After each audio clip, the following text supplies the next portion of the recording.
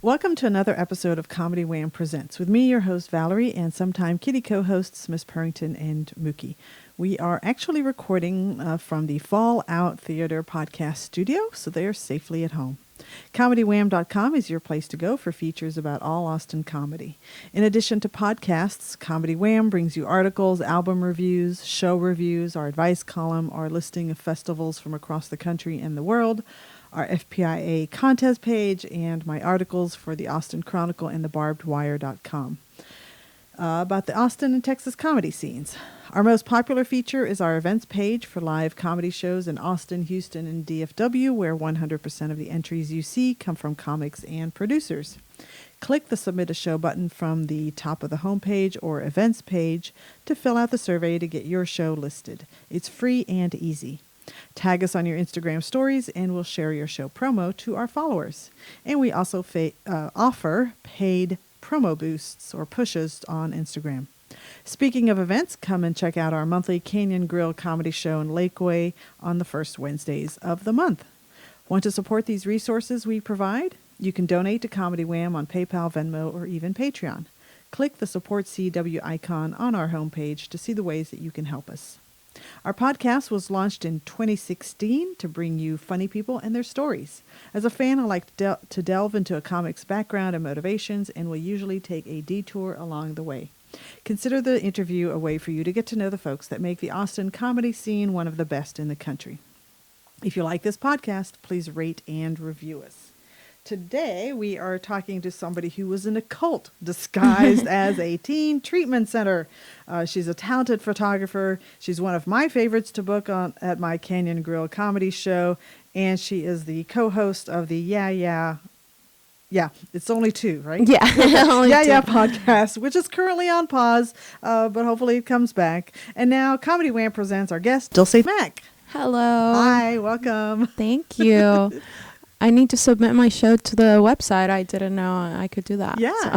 Absolutely. What show? Shameless. We're doing one at Vulcan and then one at Valve, and then I'm trying to get one here actually at Fallout. Cool. Yeah. So. Yeah, absolutely. Submit. It's free and easy, like I said. Yeah. Yeah. Okay. Well, cool. We almost had this interview back in the fall. That's why I was reading like an intro from a different sheet, because I've revised my introduction since we were gonna sit down. And at the time, you were still doing the Yeah podcast. It was still recording, but now you're kind of taking a little break. Yeah, we were finding a new place to record, so we're actually bringing it back this month. Nice. I think the 18th, hopefully, if not a little bit later, but we're working on it. It's coming back. All right. Well, Dulce, I actually have an official icebreaker question. All right. And that is one word to describe your past. Just one. Tumultuous. Yeah. You actually, you make no secret of your past when it comes to that horrible treatment center that you were in. So I don't know if you want to just kind of talk about that experience to open up with, and then we'll kind of dive into comedy. It's really, I go wherever the conversation takes us. Right, sure. But I know, like, you post a lot about it. So, I feel like you kind of take on this role of, I don't know if guardian angel is right word, but you're like, hey, people, be aware that sometimes what you see or what is presented to you isn't actually what's happening. Right, yeah. Well, I also wanted to keep spreading the word because they were still doing it in Houston. So what the guy was doing, his name is Kirk Campbell, but he would like get caught doing something sketchy and then kind of start a different group with a different name. I think as of last year, he hasn't started a new one. And then I got interviewed by the U.S. Sun about it.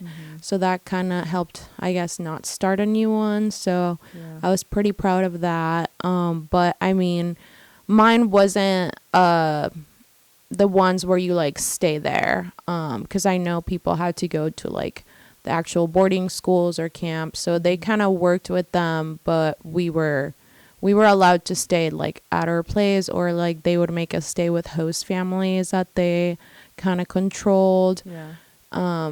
Yeah, even my friend, one time she missed curfew and they made her stay at Denny's all night. So yeah, but that's why I wanted to be vocal, so I can help other teens going through that.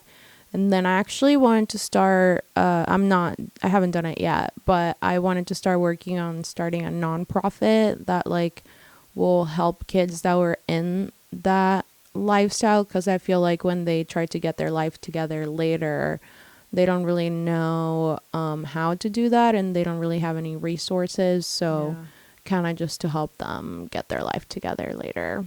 Which you would think, if something is called a treatment center, that giving kids those tools is exactly what you would expect. So yeah. So did you grow up in Houston?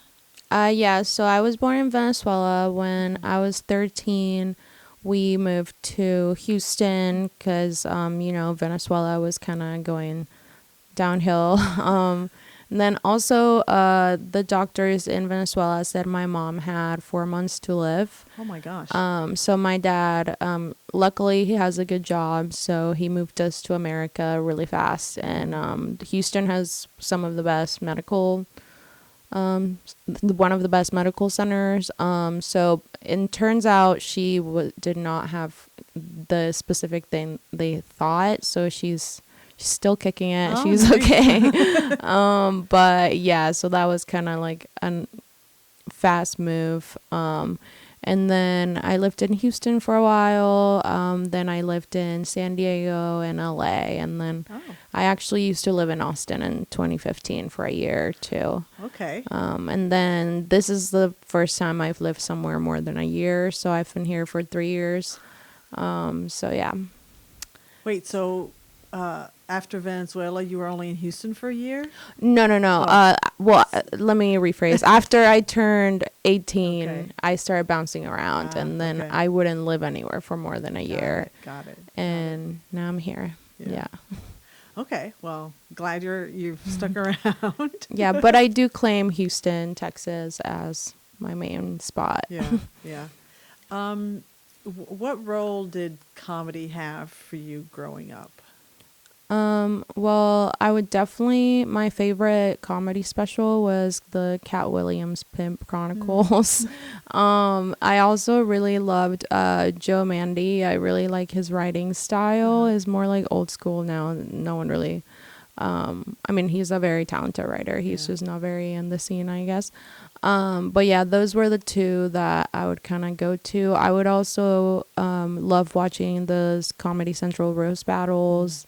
Those were my favorite. But yeah, I would always try to cope with humor, I guess. And then I went to film school to learn how to like write scripts and stuff for comedy.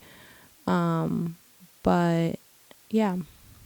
So were these things that you took in before you moved to America, or was that all these things that you discovered, like the comedy specials, the roast battles? Is that something that you started consuming after you moved to America? Yeah, for sure. I did, I think, go to like a couple Spanish comedy shows as a kid, but it was like something my parents liked, so I was like, this is lame. Of course.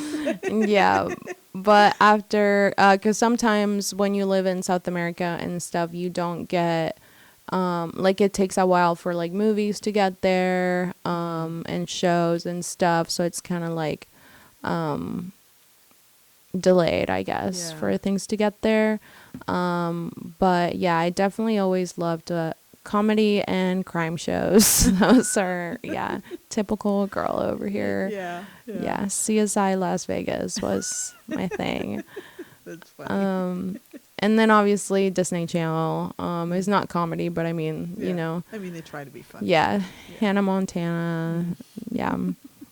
So, but I mean, my family always has been very roasty and kind of silly. So, I remember my cousin, like, he got dumped by his girlfriend, and this whole road trip, we kept making up songs, making fun of him for being dumped. So, yeah. Um, are there like Venezuelan comics that we should know about? Um, Honestly, I'm not sure. I know a few in town. I don't know any, um, like, famous comics Okay. from there. I know there's this famous actor that's from Mm. Venezuela. He just did the Amelia Perez movie. He's in that movie. He just looks a little white, but he is Venezuelan. But yeah, I'm not sure of any, like, Venezuelan Yeah. comics. Yeah. Yeah. And what got you interested in studying film and writing? Um, well, I've always loved movies, and I had all these ideas. So I was married for a while, and it was kind of, yeah, Okay.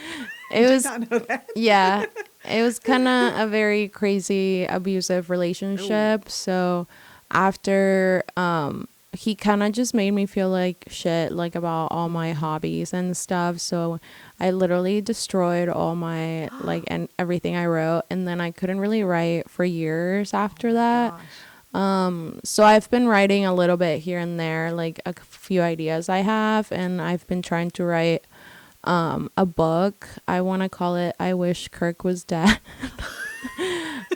and yeah, and just kind of talk about, like, the cult and Uh-huh. comedy and Yeah. all of that. So I am writing again, but it was a long Yeah. process. Yeah. It's mind blowing to me because, I am old and I could understand like once you destroy something that you've written on a typewriter, it's gone. But you're young. So how is this stuff not backed up on the cloud? Well, I don't think, I mean, there was a cloud back then, but I got rid of, like, all the backups, the computer, Oh like, the whole gosh. thing. I mean, that's like my go-to. I kind of erase everything. Like, Ah. when I was 19, my ex left me for my best friend. You've And had a life. yeah, Oh my I gosh. know. But I was in this film photography class, and we had to, like, take photos of things we loved, and I had taken all photos of them. So I burned all the film, and I got to class, and it was like our final, and he's like, "You can't just burn your homework." And I was like, "Yeah, I can. Like, it was gonna make me depressed. I don't Uh-huh. want to go into the dark room and develop these Yeah. photos." So he let me go to, like, the zoo for the day and take photos of, like, giraffes and stuff. But yeah, I definitely get rid of everything. Yeah. I actually had to work with my therapist because I, like, erased my own memory. Mm. I'm sure part of that is a trauma response, but partly I did do it on purpose. Yeah. I, like, read how to, like, make your brain forget something, and I would just stay home for a few days and make me Wow. forget. Because Wow. I have a painfully good memory, so I have to, Mm. like, store it somewhere else. But I haven't been doing that recently, Yeah. so Well, that's good. Yeah. progress. Yeah, for sure. Yeah. Um, are there things that you write that every once in a while, like you think, oh, I want to rewrite that because that was from the things destroyed. I know there was this like gem there, and I want to tell it in today's voice.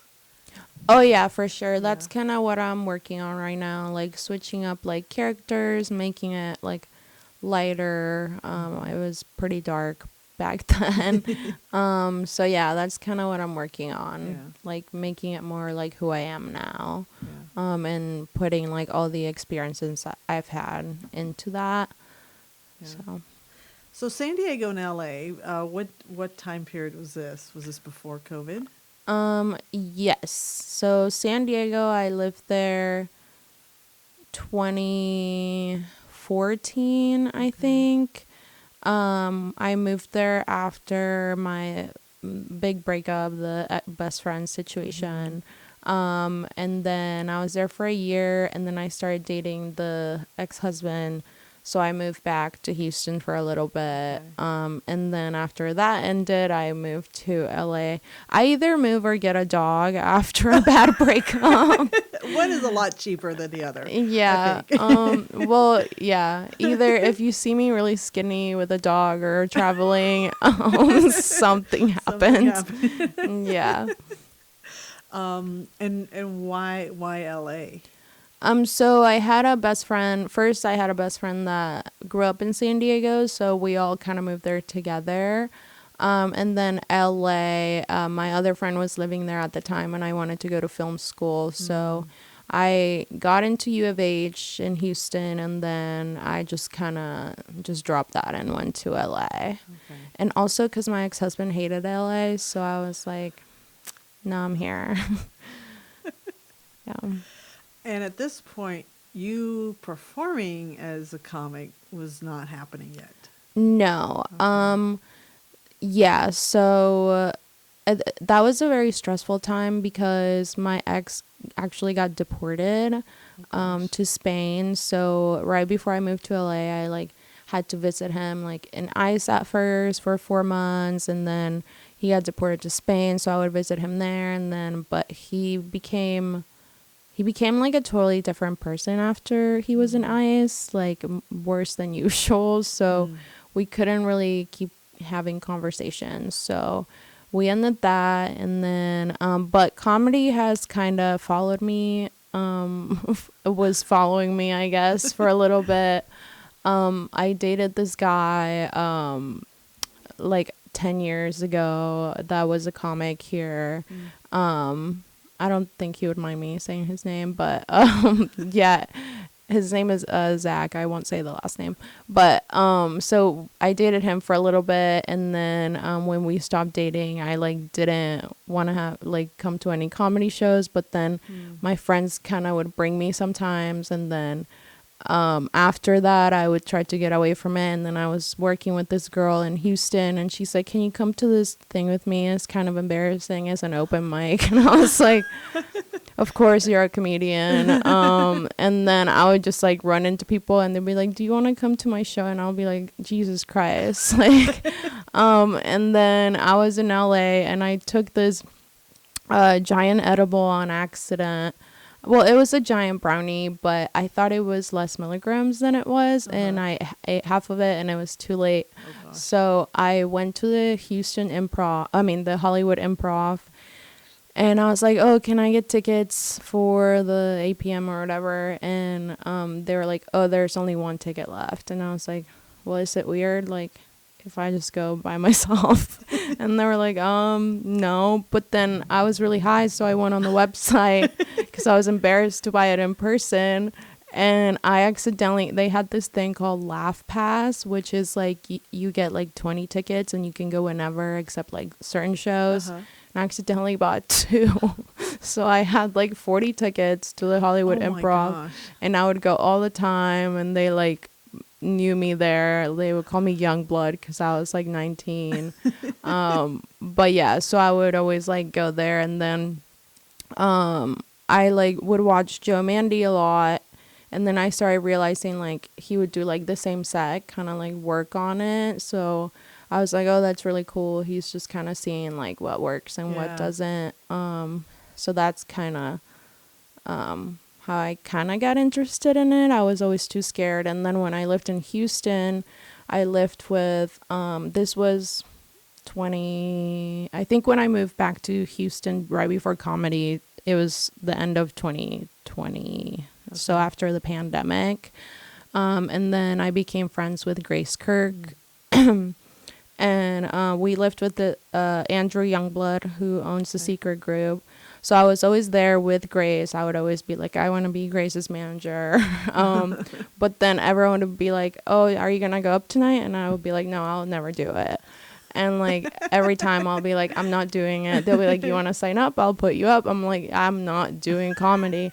And then like a few months later, I think it was, there were other comics that would always tell me to do it, like David Lucas and like some people at the Comedy Store and Zide, Def G. But then Jamar Neighbors, his show was happening, and he kept calling me on stage, and I got really scared, so I literally ran down the street. I was like, I'm not fucking doing comedy. But I was working at the Houston Improv, so the next week I was like, all right. And then, because I always post like funny stuff on Facebook. Well, some depressing, some funny.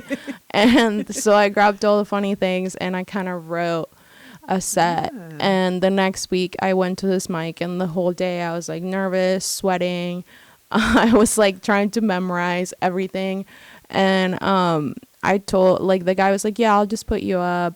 So then it's supposed to be 5 minutes. And I was like, don't leave. This is not gonna be 5 minutes. So I did like 2 or 3 minutes, and I honestly kind of blacked out. I was not drunk or high or anything. I just kind of blacked out from the nerves, but I did get some laughs. But it was just intimidating because everyone that was like watching me was like, oh, she kept saying she's not gonna do comedy, and now she's up there. But yeah, so that's how it happened. That was March 2021. Yeah. Oh my gosh, so you're like pretty young by the time I got wind of you. Wow. Oh, like young in the comedy. Yeah, wow. Yeah. Okay. So like you're like truly a reluctant participant. Yeah. At the start. Yeah, so for sure. You blacked out. So by all accounts, an unpleasant experience to, black out doing something you've, all along said, I don't want to do this. Yeah. So what gets you back on a stage despite all of that? Well, I did like remember hearing some laughs. So I was like, that was cool. And then I got some like positive feedback from other comics there. So I was like, I want to try it again and like remember it. So I just kept like doing mics and stuff. And then Grace booked me on her shows, which was probably a little early, but that just gave me room to like work for a longer time, I guess, more than 5 minutes. And then I just started writing more, seeing what worked and what didn't. But yeah, and then I kind of started having fun doing it. So at first I was just mostly nervous, and then I started having fun later. Yeah. I'm pretty sure that it was Grace.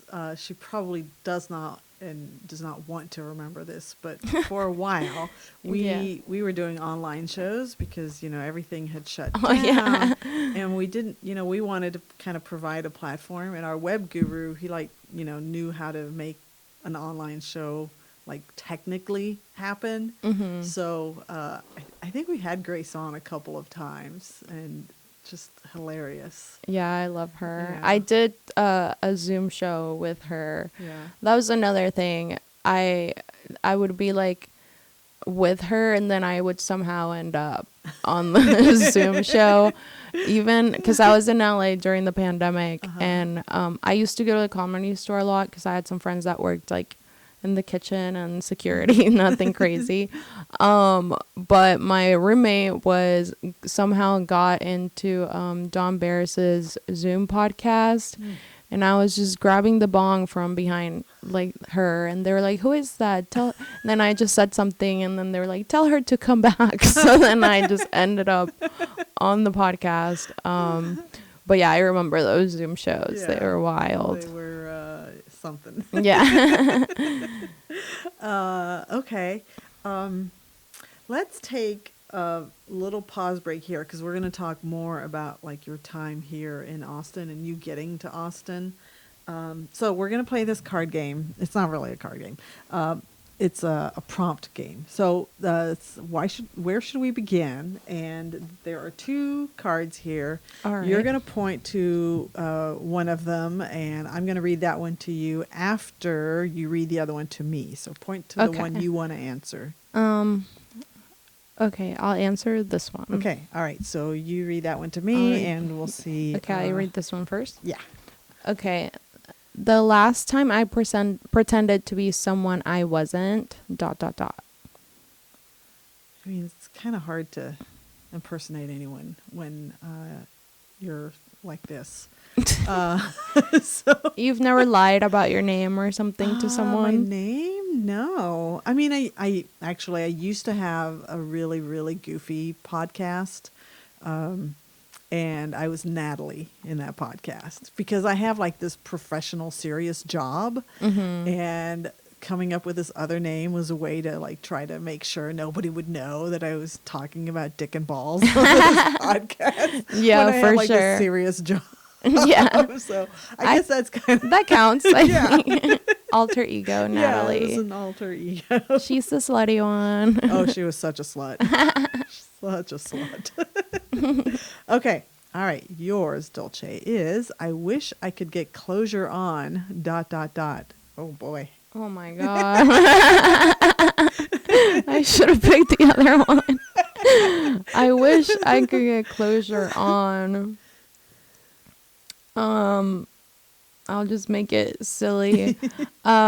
One time I hooked up with this guy and I couldn't find his birthday, and it haunts me to this day. Why is the birthday so important to you? Because I'm like curious about which zodiac signs I hook up with. So I mostly hook up with Capricorn. So I was curious, and I could never find his birthday, and I'm still waiting. I'm watching when someone posts happy birthday, blah, blah. Now I will know. That's hilarious. That Yeah. is hilarious. And very, very specific. Capricorn. Okay. So you're doing comedy in Houston. And how do you feel it's going for however long you were still in Houston? Like, how is it going here, or No, in Houston. While you're still in Houston, how are you feeling? Like, have you settled into the whole, okay, I kind of have figured out how to do this? Yes. So I think living with Andrew helped too. But him and Grace kind of like helped me out get on shows, and then yeah, some people were reluctant because I feel like when you come into the scene as like a side friend person, sometimes people are not as welcoming. Yeah. But once they got used to me, it started being really fun. I started getting on like the cool shows, and yeah, just kind of getting more traction and more,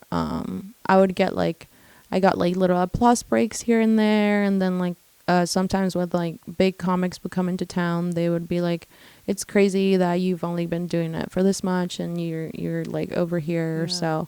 So that was really nice. But yeah, I loved Houston. It was fun. Yeah. And with your training and background with film writing or TV writing, whatever writing you were doing, how did that compare to the writing that you were doing to do stand-up? I think it helped a little bit. Just the comedy kind of like writing rules. But it is different because in film is like show, don't tell type thing. And it's kind of hard to do that with talking because you have to kind of set up everything. Yeah. So just kind of knowing that I do have to set up everything for everyone because not everyone can see like what I'm seeing. Yeah. But my film professor used to say this quote, a writer might know what he wanted to write, but he'll never know what he actually wrote, which means like I'll say something, but you will take it a completely wrong way because you don't have like my experience and then you have yours. So like you see it differently. I definitely had people get mad for sure. I remember the specific time this lesbian couple got mad at me. Oh no. Well, it was kind of a little different because I guess they thought I was a lesbian and they were mad because I kept talking about like straight things. So I just tried to like do like a little thing in each show that could relate to each person. So yeah, just kind of being mindful of that there's like a very diverse crowd usually. Yeah.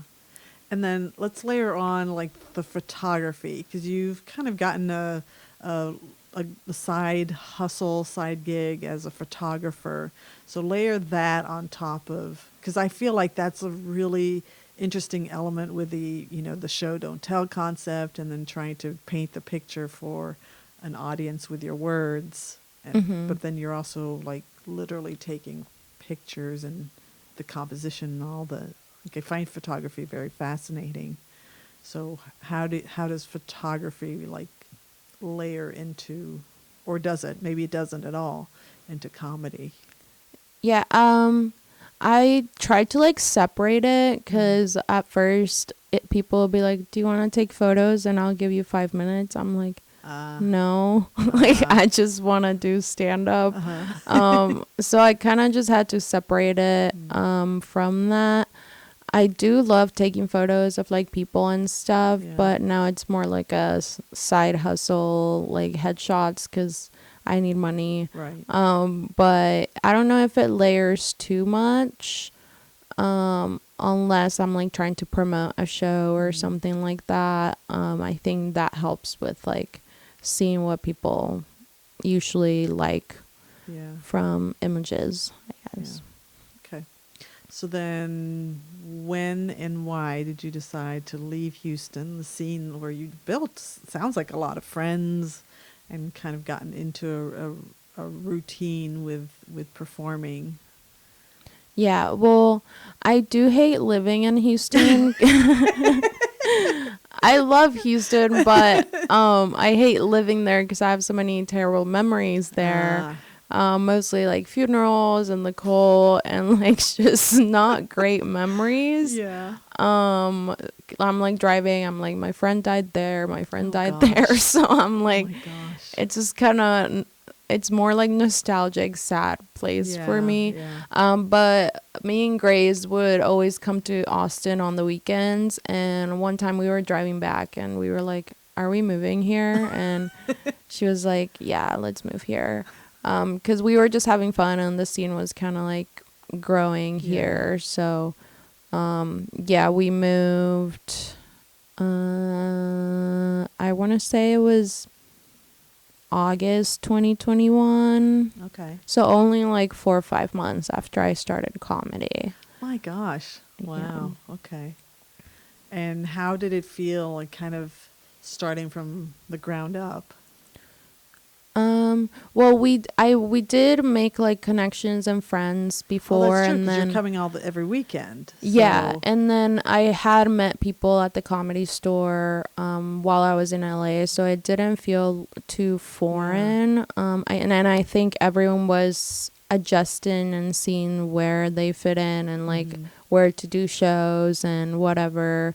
It was interesting because I knew like old Austin I hate calling it that. That's just what happened. But I knew like the people who did comedy here before too because of the guy I dated. So it was just kind of interesting to see how they were all dealing with it and like kind of integrating, and the ones that didn't want to integrate with anyone. So that was just interesting. But you kind of went through that in Houston too, right? Because you were performing in 21 and there was still some vestige of, the COVID impact. Right, yeah. But since I think I knew them before COVID, then it didn't feel too foreign with the other people. So, and then at some point, you and Grace decided to start doing the podcast. Was that soon after you got here? We actually started doing the podcast in Houston while we lived with Andrew because he made a podcast studio in the garage. So it was perfect. Okay. It didn't have video though, so that's something we did later. But we would have guests, and it was a different format than the last few times we've done it. We would just kind of interview the guest and just talk. But we started that in Houston. Okay. Yeah. So 4, 5 years then? Probably. Been doing it? Or longer? Probably 3.5. Wow. Okay. Yeah. Cool. Yeah, and then Creek in the Cave let us kind of be guinea pigs to their podcast studio, which was really nice of them. But yeah. Okay.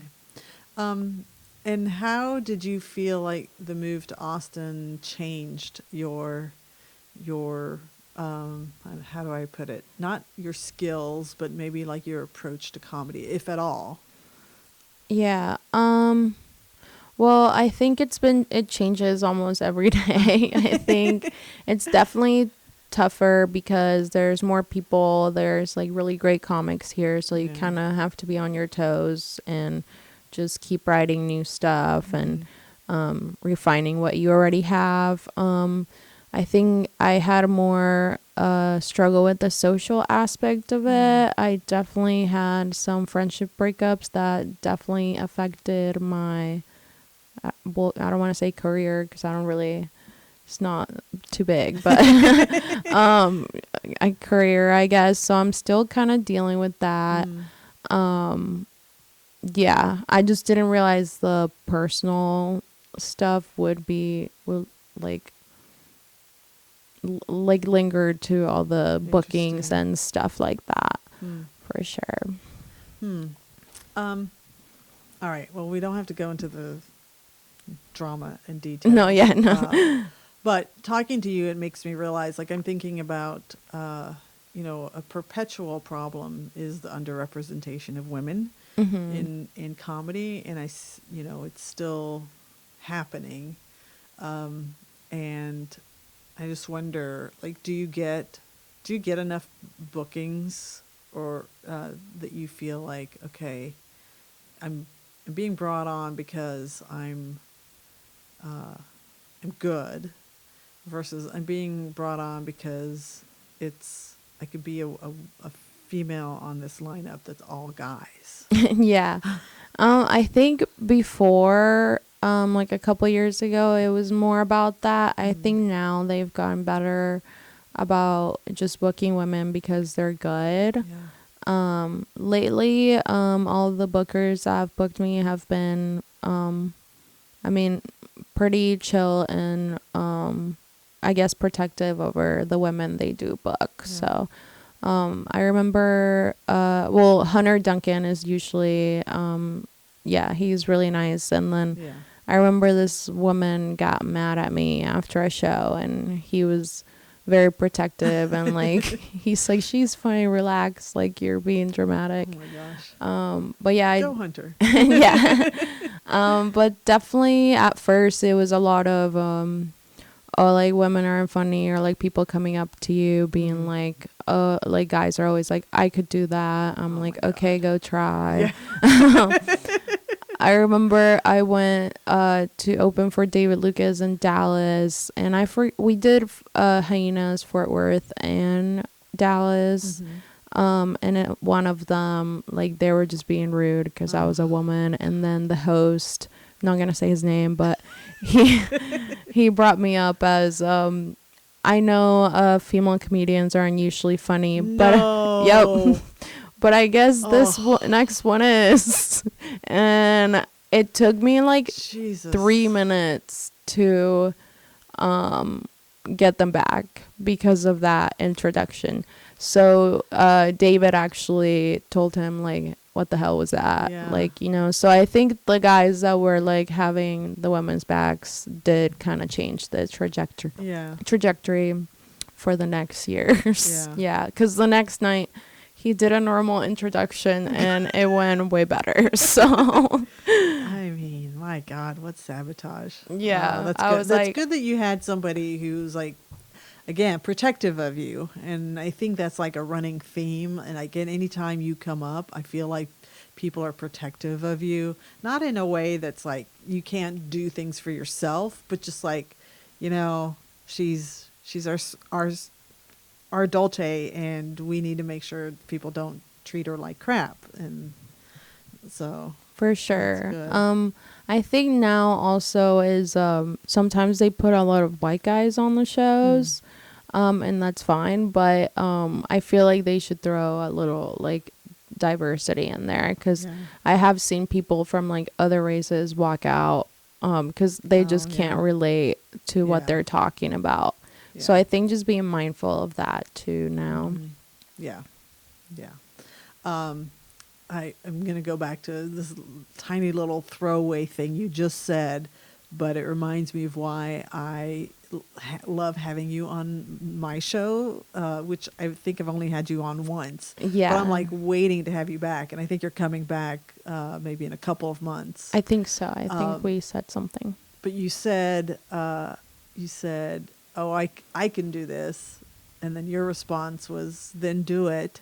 Yeah. Like just not even thinking about it. It's like, okay, then do it. Yeah, go try. But the way, and that is my memory from you performing at my show, is like, I make no bones about it, that the audience at my show, look, this is suburban Lakeway, think suburban housewife, and that is kind of the audience and vibe at my venue.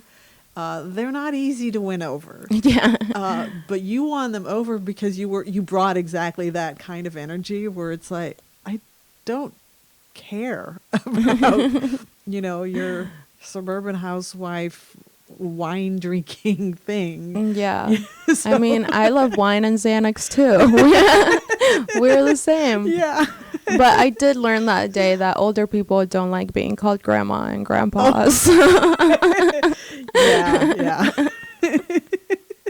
But they didn't leave, so yeah.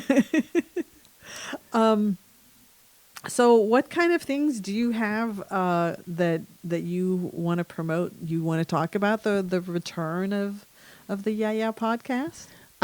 Sure. We're gonna be back hopefully at the end of the month. I broke my camera. Like, I didn't break it, but you know where you put the tripod thing? Yeah. The screw broke in the camera. Oh no. And then I tried to screw it off and I made it worse. Oh, no. So I'm gonna take it to like a shop and I think they can take it out. Yeah. So working on that. But yeah, we're just gonna do a Patreon. And then we will put it on like YouTube and Spotify, Yeah. but there's gonna be like special stuff on Patreon. So that should be fun. I think the first one is just gonna be me and Grace, and then we'll start bringing guests back. And then me and Grace started our stand-up show back, which is called Shameless Comedy. Somehow no one had that name. So I know, I was like, everyone's gonna have this name, and I guess no one did. So we're doing one at Vulcan February 23rd, then one at Valve June 27th. So I'm trying to get 2 other for March and April. So hopefully here, waiting to hear back.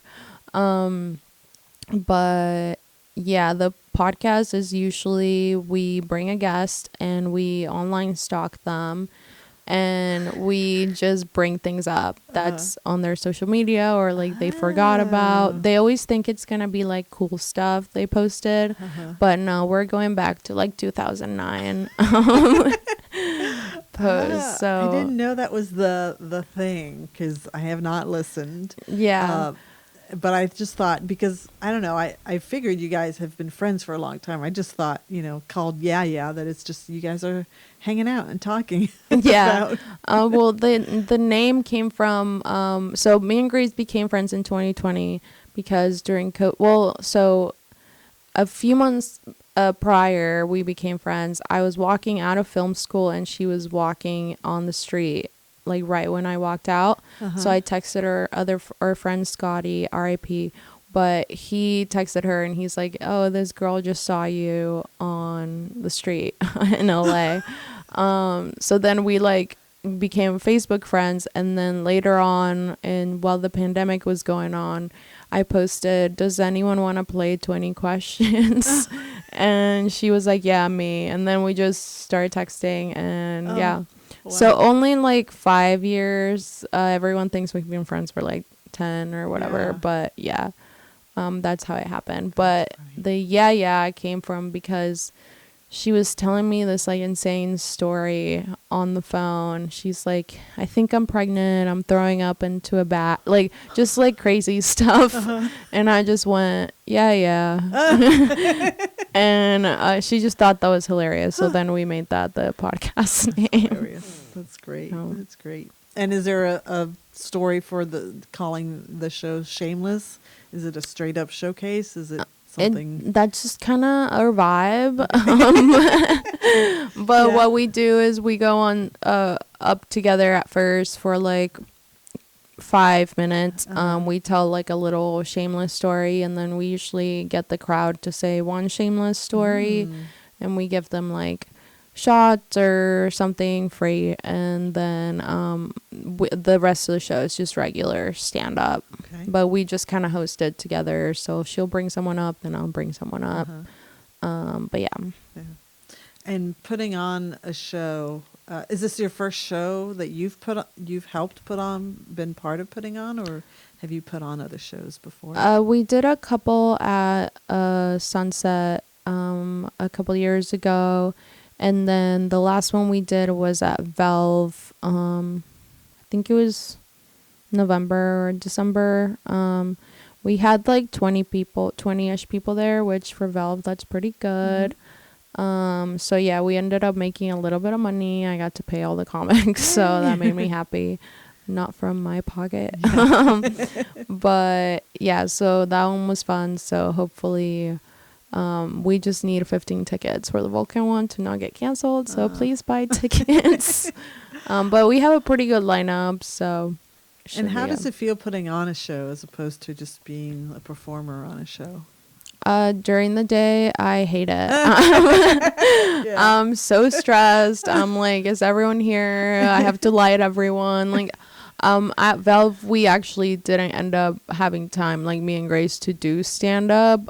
So we just went up at the end together again. So hopefully this time I have some time to do stand up. There were some crazy hecklers in the front for this one, the last one. So I'm gonna make sure to emphasize to not be hecklers. To their defense, they hadn't been to a comedy show before. Oh my gosh. And they sit in the front? Yep. Oh man. But I mean, they invited me to stay with them in New Jersey after, so they had fun. But yeah, I need to emphasize that. Yeah. But yeah, I'm usually pretty stressed, so hopefully I get to do some stand up at the end, so it pays off for me. Yeah. Or do it at the beginning. Yep. That way you guarantee that you get true. Time. I did think about that, like right after I stay and then Grace goes and then I do a little bit. So we'll figure it out. Yeah. I don't know if you remember Sure Thing. That was a show that for many years was held here. And their format was, Duncan and Brendan, and they would do sets up top and then they would do showcases. So that was like when I have heard of duo hosts, that's the format that I always thought it was supposed to be. But I actually watched Kat and Dylan's new show, and they perform at the end. I'm like, oh, it doesn't have to be yeah. way. So when you started talking about how you kind of plan for doing it at the end, I'm like, is that just the latest trend in comedy with dual hosts now? Well, I think because, for example, the last one, we had some podcast listeners come. So I guess if they're coming to watch me and Grace, we want them to stay to the end. So that was kind of the idea. Okay. But then they were kind of upset because they were like, you didn't go up. And I was like, I'm sorry. So hopefully this next one. Yeah. Interesting. Okay. I guess nobody's coming to watch me. People do it. Well, people do it differently. I think it just depends on the person. Like when they do, like, I don't know, for example, like Dulce and Friends. Some people like to like host their own friends show. Then the other ones like to just get a host and they go up at the end. So I think it just depends on what the person prefers now. Okay. All right. Well, guess I'm learning all the time still. Yeah. It's always changing, I feel like. Yeah. Is there anything we haven't talked about that you would like to talk about? I don't think so. I think we cover most things Yeah. about me. We Yeah. covered a lot of ground for sure. Yeah. Yeah. Okay. Let me ask you a couple of like closing questions. What is your favorite thing about doing comedy? Favorite thing about doing comedy? Probably when I'm on stage and the set's going perfect. That's my favorite. When I don't have, it kind of comes naturally and they like everything you say. Yeah. That's my favorite because it feels like, oh, this is why I'm doing it type thing. So, And how do you judge as it's going perfectly? like when you feel like there's laugh tracks going Okay. after everything you say, Yeah, that's that's a pretty good gauge. lots of dopamine makes me happy. Yeah. And what is your least favorite thing about doing comedy? Networking. I'm like, guys, I have to be out every night to do things. I'm tired. Yeah. Just because I'm not equipped to go to bed so late. So the Yeah. social aspect really wears me down. I'm not saying I don't like talking to people and stuff, Yeah, but like yeah. it just makes me physically tired Yeah. for sure. Yeah. And posting clips on social media, I hate that. I'm trying to get better at it. But it just stresses me out Yeah. and I just don't get it. And then I feel like I'm burning material. And that's why I want to fix my camera too, so I can record everything. So if there's like crowd work moments, then I can Yeah. post those. But yeah, Yeah. learning every day, like you said. Yeah. Yeah. And yeah, it doesn't seem like the clips has like become the necessary evil Yup. to staying, posting content, staying relevant, all those buzzwords. Yeah. So, yeah. Well, then that's why this is an audio only podcast. One day I have ambitions of doing video, but I don't know. It's like I don't know if you mind me revealing this, but you asked me, is this going to be an audio or video podcast? I'm like, I mean, yeah, one day maybe it'll be a video podcast, but right now it's just audio, and it's like, all right. I mean, know the amount of effort to. I was about to say the video is a lot of work. You need a lot of storage and stuff. Yeah.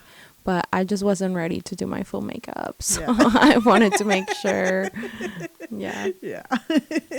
All right, and Dulce, your final question for us is one word to describe your future.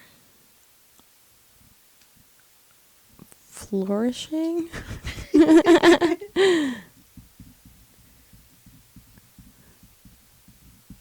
Said with such sweetness and hesitancy.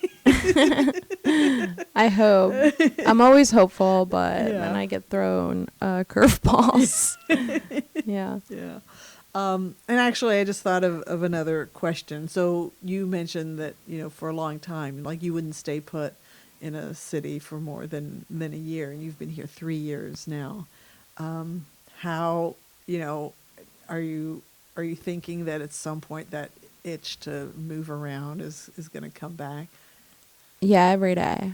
I want to move to New York eventually. I can't right now, but later I will like to end up in New York for sure. Very cool. I see that for you. I love walking. I don't love their space in some situations they have going, but hopefully I'll have enough money to be comfortable. Yeah. Yeah. Or have the right roommates. Yes. Yeah. Because I think that's the deal to survival too in New York. Oh yeah, roommates. 5 people sharing a studio. Yeah. All right. Well, all right. That is a wrap on Comedy Wham Presents Dulce Thank you. Mac. This was fun. Yeah. Dulce, tell us where we can follow you on Instagram or whatever and promote your projects. So Dulce Mac or Dulce Mac Comedy on everything. Podcast. When is this gonna be That's out? a good question. I think it's in a couple or 3 weeks. Oh, okay. So we may miss. Yeah, your I'm not first sure shows. what I'll have then, but I am always posting it on Instagram. Okay, very good. We hope you've enjoyed learning about how Dulce got to be the comedic genius that you heard today just as much as I have. This has been Comedy Wham presents Dulce Mac. I'm Valerie, and that's been funny. Thank you, Dulce. Thank you.